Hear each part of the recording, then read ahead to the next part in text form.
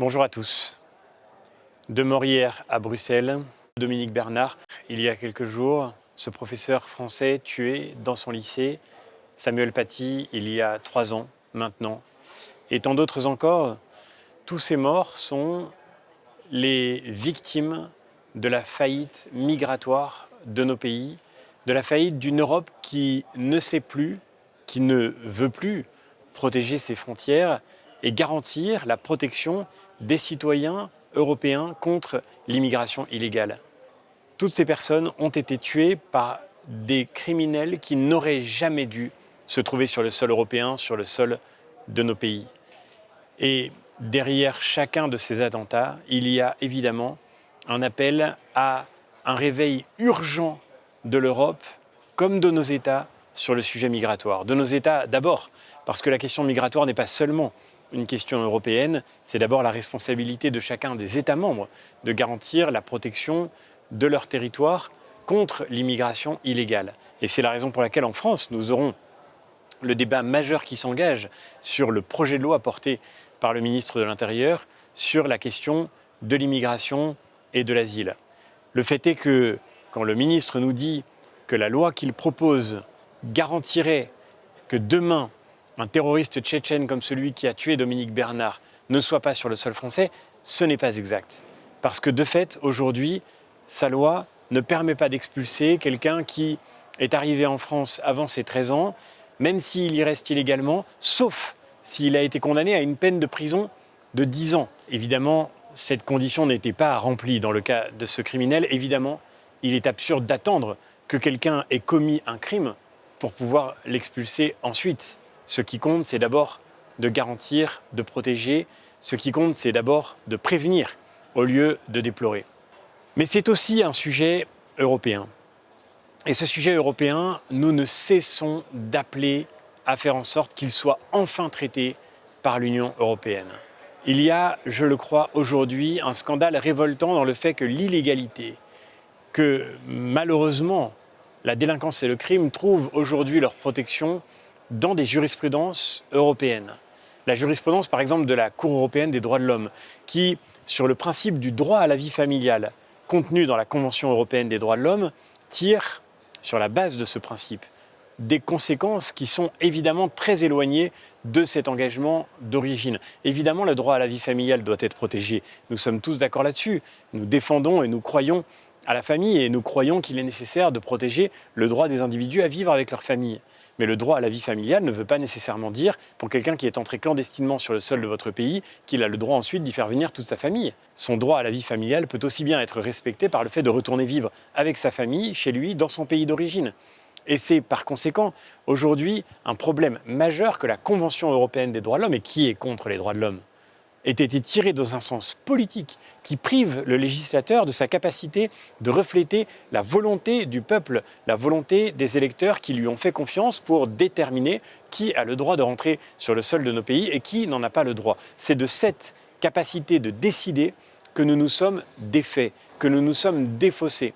Et c'est la raison pour laquelle il faudra, c'est le premier point, sortir de cette jurisprudence qui pose aujourd'hui des problèmes majeurs, celle de la CEDH comme celle de la CJUE. Et c'est la raison pour laquelle nous proposons, je propose, mais c'est toute notre famille politique qui le dit depuis longtemps, que nous puissions restreindre cette jurisprudence en quittant la Convention européenne des droits de l'homme, quitte d'ailleurs à y revenir immédiatement si on le souhaite, mais en décidant de sortir tout un champ de compétences de cette adhésion. C'est ce qu'ont fait d'autres grands pays européens qui sont de grandes démocraties. Je pense par exemple au Danemark. Il n'y a aucune raison que la France ne fasse pas ce pas. Au-delà de cette jurisprudence, il y a aussi des réponses politiques européennes à mettre en œuvre d'urgence. On l'a vu tout récemment avec l'afflux de bateaux à Lampedusa. Nous ne savons pas prévenir l'immigration illégale. Et c'est tout l'enjeu cette fois-ci du débat qui s'engage au Parlement européen sur le paquet asile-immigration. Derrière ce paquet, il y a plusieurs textes. Je vous en reparlerai en détail parce que c'est un sujet majeur. Mais je voudrais dire quelques leviers qui me paraissent fondamentaux. Un levier, mieux protéger les frontières, mieux contrôler à l'entrée. Un levier clé, réussir à mettre en œuvre. Et c'est aujourd'hui ce que nous proposons. Réussir à mettre en œuvre dans les pays européens, notamment dans les pays de première entrée, ce que l'on appelle la fiction de non-entrée. C'est-à-dire le fait que des gens qui sont rentrés dans nos pays, qui ont accosté par exemple à Lampedusa, ou bien sur les îles grecques, ou bien sur le littoral espagnol, puissent être installés dans des centres où ils ne seront pas considérés comme étant juridiquement sur le sol européen. C'est une fiction juridique qui existe déjà, elle vaut par exemple pour des aéroports, elle peut valoir aussi pour des ambassades.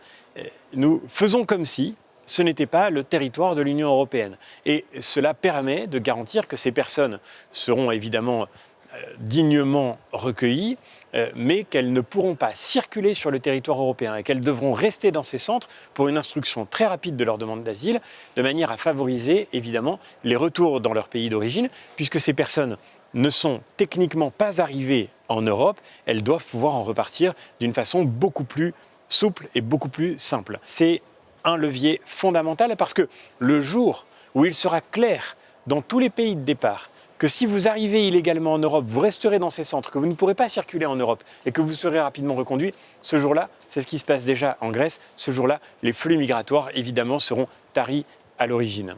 Travaille avec les pays d'origine pour faire en sorte que les pays d'origine et les pays de transit soient plus coopératifs en matière de laissez-passer consulaire pour permettre le retour des clandestins qui viennent de chez eux.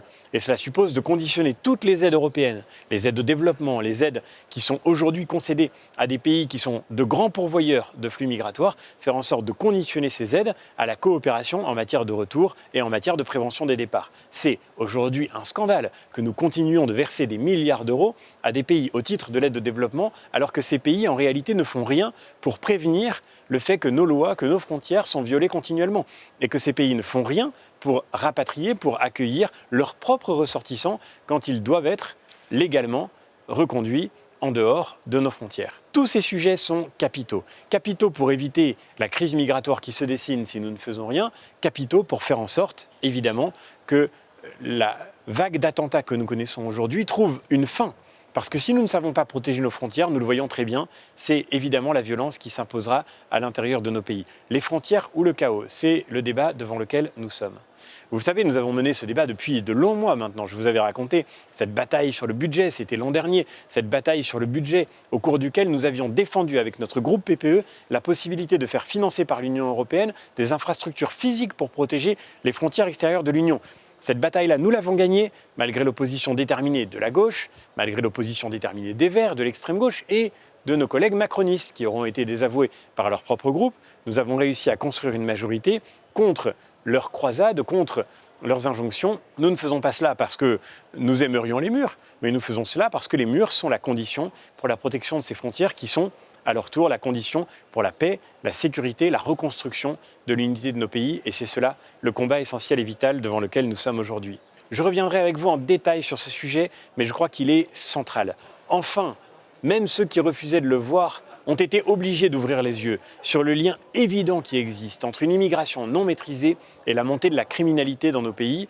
Il suffit, encore une fois, de lire la litanie des morts des derniers jours, des derniers mois, des dernières années, pour comprendre que c'est parce que nos États se sont désarmés dans la protection de leurs frontières que les citoyens de nos pays se trouvent aujourd'hui en première ligne, les professeurs dans leurs classes, les supporters de football hier à Bruxelles, innocents, inconscients du danger, qui se trouvent pris à partie par des gens qui, présents illégalement sur le sol de nos pays, alors qu'ils sont rentrés illégalement, s'y maintiennent illégalement tout en disant leur haine de notre modèle, de notre identité, de ce que nous avons à défendre. Comment se fait-il que nous soyons dans une telle situation de passivité? Une chose est sûre, nous n'avons plus le droit de déplorer. Nous n'avons plus le droit aux fleurs, aux bougies, aux proclamations disant « plus jamais ». Notre devoir, c'est d'agir. Notre devoir, c'est de faire en sorte qu'enfin nous sortions de cette torpeur qui a déjà fait trop de morts. L'avenir de nos pays en dépend, mais aussi la stabilité du monde de demain.